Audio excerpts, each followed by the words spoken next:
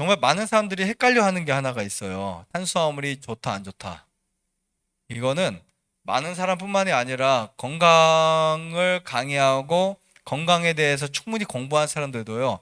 야, 탄수화물 안 좋아, 좋아. 이런 말을 굉장히 과감하게 사용을 해요. 어떻게 저렇게 용기 있게 말을 할 수 있을까 할 정도로 탄수화물이 좋다, 안 좋다라는 평가를 되게 많이 한다고요, 사실. 근데 이거 되게 모르는 말이에요. 되게 잘못 알고 있는 지식이라고 볼 수 있습니다. 그러니까 여러분들의 뱃살을 위협하는 게 탄수화물이긴 한데요. 뱃살, 탄수화물에 달려있어요. 그러나 이 탄수화물의 중독을 우리가 헤어나오기 쉽지는 않지만 밥은 괜찮아요. 이 말이 무슨 말인지 알겠어요? 통밀빵은 괜찮아요. 밀도 괜찮아요. 밀가루도 괜찮아요. 사람들이 탄수화물 하면 흔히 포커스가 밥, 쌀, 밀가루, 빵, 이게 꽂혀 있어요. 맞죠? 네, 이 부분 제가 정확하게 여러분들에게 말씀을 드리겠습니다. 그래서 우선 첫 번째, 탄수화물 중독이 있다는 거 아셔야 돼요. 맞죠? 이상하게 단백질 중독, 지방질 중독, 아니면 파이토 케미컬 중독 이런 거 없어요. 비타민 중독, 미네랄 중독 없어요, 사실은요. 없는데 탄수화물은 중독이 있어요. 또 먹고 싶고 유혹이 되고 막 그런 거. 이따가 제가 어떤 사람이 중독이 되었는지 또 말씀을 드릴게요. 보통 탄수화물은 우리 몸의 에너지원으로 사용합니다. 사람이 하루를 살아가는 데 있어서 에너지가 칼로리로 말했을 때 칼로리가 몇 칼로리나 필요할까요? 2000칼로리에서 2500칼로리가 필요해요. 그런데 탄수화물은 칼로리를 만드는 계산법에 의하면 1g당 4칼로리를 만들어낼 수 있어요. 단백질도 1g당 4칼로리를 만들어요. 지방은 1g당 6칼로리에서 9칼로리를 만들어요. 훨씬 밀도가 높죠. 그런데 일반적으로 사람들은 탄수화물 하면 쌀, 밀을 생각하지만 탄수화물은요, 정말 많이 분포되어 있어요. 자, 제가 말씀드려 볼게요. 탄수화물이 뭔지를. 자, 우리가 간식으로 먹는 빵, 과자, 과일, 꿀, 설탕, 시럽, 음료수, 아이스크림, 다예요. 네. 여러분들이 일반적으로 먹는 음식들 있죠? 대부분 탄수화물이 정말 많아요. 음료수, 오렌지 주스도 탄수화물이고요. 마시는 커피, 믹스, 뭐 거기에 크림 커피 탄수화물이고요. 그 다음에 우유에 설탕 넣어서 먹는 것도 탄수화물이고요. 제가 전 빵을 먹는 것도 탄수화물이고요. 그 다음에 떡볶이를 먹는 것도 탄수화물이고요. 옥수수를 먹는 것도 탄수화물이고 다 탄수화물이라고요. 그래서 이런 탄수화물을 많이 먹게 되면 문제가 생긴다라는 말은 맞아요. 맞는데 자, 여기에 대한 정의를 한번 좀 우리가 좀 해볼게요. 자, 탄수화물의 적정량이 있다라고 보시면 돼요. 그래서 사람이 아까 제가 말씀드렸죠. 생리학을 알면 우리가 미네랄, 비타민, 파이토케미컬 이런 거 얼마나 먹어야 되고 어떻게 먹어야 되는지 알 수 있다고요. 그죠? 마찬가지로 탄수화물도 여러분의 생리학을 조금만 관심 있게 살펴보시면 얼마큼 먹어야 되는 적정량을 발견할 수 있어요. 근데 일반적으로 그냥 기본적으로 세계보건기구에서는 우리가 총 섭취하는 음식에서 탄수화물을 몇 프로 먹어야 된다라고 한 게 있냐면 65%예요. 65%. 총 섭취량에서 65%. 그런데 세계보건기구에서는 이 탄수화물 중에 단순 탄수화물을 우리가 먹는 모든 음식 중에 10% 미만으로 섭취해야 된다라는 기준을 정해놨어요. 이 말은 뭐냐면 여러분들 지금까지 드시는 커피, 음료수, 아이스크림, 빵, 과자의 열량을 지금 먹는 음식의 10%만. 근데 뭐가 문제냐면 이거 정말 어처구니 없는 게 뭐냐면 과자 한 봉지에 보면 칼로리 한번 보세요. 300 몇십 칼로리, 500 몇 칼로리 막 그렇다고요. 그럼 그것만 먹어도 하루에 4분의 1 칼로리를 먹은 거예요. 심각하죠? 여러분들이 과자를 한 봉지를 먹었어요. 칼로리 보시면 186 칼로리 아니면 300 칼로리 써 있다고요. 칼로리 요즘 다 영양학으로 나오니까. 그럼 내가 초코파이 한 3개를 먹었어요. 그러면 하루 칼로리의 거의 절반을 먹을 수도 있고 뭐 초코파이마다 다르겠지만 많은 양을 먹었다. 그러면 나머지 칼로리를 채워야 되는데 나머지 칼로리를 뭐 밥 이만큼만 먹을 수 있을까요? 안 되잖아요. 그러니까 또 음식대로 먹고 과일은 과일대로 먹다 하다 보면 칼로리 과다에 걸리는 거예요. 이해하시겠죠? 그래서 가공식품은요, 대부분 문제입니다. 가공식품은. 칼로리는 높고, 열량은 높고, 포만감은 적어요. 그러니까 과식을 할 수가 있어요. 과자로 배를 채워보세요. 말도 안 되지. 그러니까 아이들이 과자를 자주 먹거나 아이스크림 먹는 아이들이 밥을 잘 안 먹는 이유가 얘네가 배는 안 부르는데 칼로리가 들어오니까 입맛이 없는 거예요. 이게 정상인 거예요, 사실은요. 그러니까 그것도 많이 먹고 밥도 많이 먹으면 문제가 생긴다. 이렇게 보시면 돼요. 제가 조금 더 깊이 설명을 해드린다면요. 단순당을 꼭 먹어야 된다면 이거는 환자가 아니고 일반적인 경우예요. 하루에 음료수 한 잔 정도, 예를 들면 빵 하나 정도 전체에서. 근데 우리가 먹느냐 그게 될까요? 안 되죠. 커피부터 시작해서 음료수 이걸 다 복합적으로 먹는다고 생각해 보세요. 그러면 엄청난 거라고. 그래 놓고서 항상 나쁜 거 항상 그렇게 먹어놓고 항상 문제는 어디에다가 자꾸 보고 있어요? 쌀에게 문제를. 네가 문제야. 너 때문에 원장님 얘 많이 먹으면 저 암 안 걸려요? 암 하는 분들 흔히 그래요. 탄수화물 꿀 많이 먹어도 괜찮나요? 화분 먹어도 괜찮나요? 과일 먹어도 괜찮나요? 밥도 탄수화물인데 이거 안 먹고 그냥 야채만 먹으면 안 돼요? 이런 분들이 많아요. 이게 잘못된 이해가 생겨서 그래요. 그분들이 끊어야 될 것은 현미밥, 쌀이 아니고 밀이 아니고 뭐를 끊어야 된다고요? 모든 가공식품 다 끊으셔야 돼요.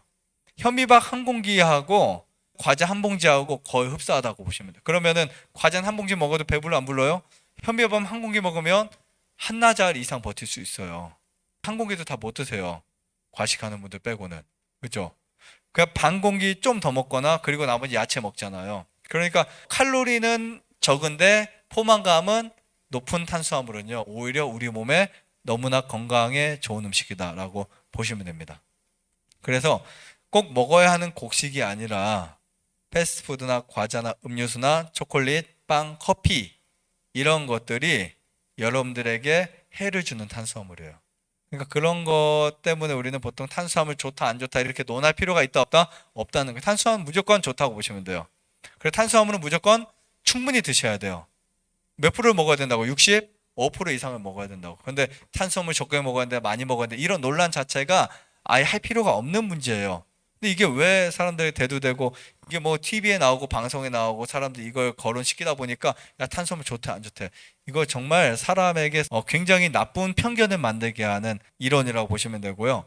패스트푸드나 과자, 음료, 초콜릿, 빵 이런 것만 안 먹어도 우리가 거기서는 탄수화물만 빼도 밥 실컷 먹어도 돼요. 과식하라는 게 아니고 밥을 충분히 배가 부르게 먹어도 우리가 다른 탄수화물을 먹어서 문제가 되는 건 없습니다. 단지 과식을 한 대가에 문제가 있는 거지 밥을 많이 먹어서 탄수화물 지수가 높아서 당뇨 위험하지 않나 이런 거 없어요. 제가 과식이 좋단 말이 아니고 사람들이 생각하는 탄수화물의 과정에서 그것이 우리의 혈관에 문제가 되거나 혈액에 문제가 되거나 아니면 지방간에 문제가 되는 것은 현미밥 한 공기 반을 먹어도 지방간 안 생길 수 있어요. 무슨 말인지 아시겠죠? 그러니까 밥은 과식을 해도 몸은 나빠질 수 있지만 막 그것 때문에 배가 이렇게 나오지 않아요. 배를 나오는 거는 현미밥 두 공기 먹어서 나오는 게 아니고요. 가공된 음식들을 먹어서 그래요. 흰밥을 많이 먹거나 흰 밀가루를 많이 먹거나 빵을 먹거나 근데 이런 것들은 많이 안 먹어도 배가 나온다 안 나온다? 그러니까 사실 거의 비만인 분들이 흔히 하는 말씀들이 이거예요. 저는 많이 안 먹는데 배가 나왔다. 살이 안 쪘다. 이건 뭐냐면 많이 안 먹지만 고열량을 먹었을 때. 그러니까 사실 우리 몸은 절대 거짓말하지 않는다 이렇게 보시면 됩니다. 한국 사람들이 탄수화물 중독이 되는 거 아시죠? 어린 아이부터 어른에 이르기까지 탄수화물에 중독이 됐어요. 그 이유가 뭐냐면 탄수화물로 이루어진 어떠한 당분이나 그쪽으로 가공식품들이 너무나 많이 만들어졌어요. 그러다 보니까 그거 안 먹으면 또 먹고 싶고 먹어도 배는 안 부르고 그 다음에 계속 중독되는 거예요. 지나가게 하면 또 사 먹게 되고 간식하게 되고 군것질하게 되고 이렇게 된다고요. 자, 탄수화물은 중독이 됩니다. 왜냐하면 섭취할 때 음식을 섭취하면 위장에서 흡수해서 분해를 시키잖아요. 그런데 우리가 음식을 섭취하면 뭐가 올라가요? 혈당이 올라가요. 쭉 이렇게 올라가. 그럼 문제가 생겨요. 그래서 이 혈당이 끊임없이 올라가서 그냥 큰일 나잖아요.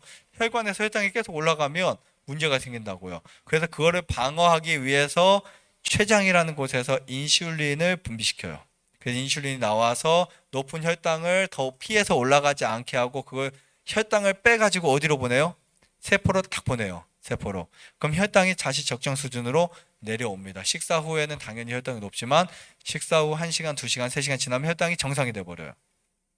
그런데 이렇게 당이 많아지면 당을 우리 몸은 사용을 합니다. 머리로도 사용하고 몸으로도 사용하고 하다가 많으면 간에서 저장을 하고 근육에서 저장을 해버려요. 문제는 뭐냐면 이 단 음식을 많이 먹게 되면 인슐린이 이제 과다하게 분비가 돼요. 과다하게 분비가 되면서 그때부터 체지방이 증가하기 시작합니다. 그래서 인슐린 과다 분비로 인해서 탄수화물에 대한 뭐가 자꾸 생긴다? 욕구가 생긴다. 이해하시겠죠? 그래서 제가 과일 먹고 밥 먹고 이런 거 하지 말라고 하는 게 인슐린 과다를 막자. 그러니까 사과를 먹고 밥을 먹는 게 밥을 먹고 사과를 먹는 것보다 뭐 한 10배 이상 좋지만 그래도 최선의 건강을 위해서 이걸 하지 말자는 이유는 인슐린 과다를 최대한 막자. 인슐린이 과다로 나와봤자요, 과식만 조장하게 되고 탐식을 할 수 있도록 만들어준다고요. 그래서 이런 것들이 아이들에게 계속해서 과자 먹고 싶고, 그래서 안 주면 나중에 짜증내고 이렇게 하는 게 이런 것과 연관이 있어요. 왜냐하면 지금 자기 몸은 그것을 달라고 해요. 이미 중독되어 있는 거예요. 그래서 여러분 확실히 알아야 되는 거, 좋은 탄수화물과 나쁜 탄수화물이 굳이 말하자면 있다라는 거 꼭 기억하시고요. 좋은 탄수화물은 곡류들, 통곡류들, 나쁜 탄수화물은 쉽게 흡수되고 많은 열량을 갖고 있는 것들 대부분이라고 보시면 됩니다. 즉 인슐린 분비를 많이 자극시키는 거. 그 중에 가장 나쁘다 하면 저는 청량음료도 하나를 뽑고 싶어요. 여러분들 탄수화물에 대해서 자가 진단을 한번 해보세요. 내가 식사를 계속 하는데도 배가 자주 고프다. 밥을 먹고 나서 돌아서기만 하는 배가 고파. 이런 분들이 있거나 특히 제가 좀 빵이 끊기 힘들거나 과자가 끊기 힘들거나 막 한 분들 있죠.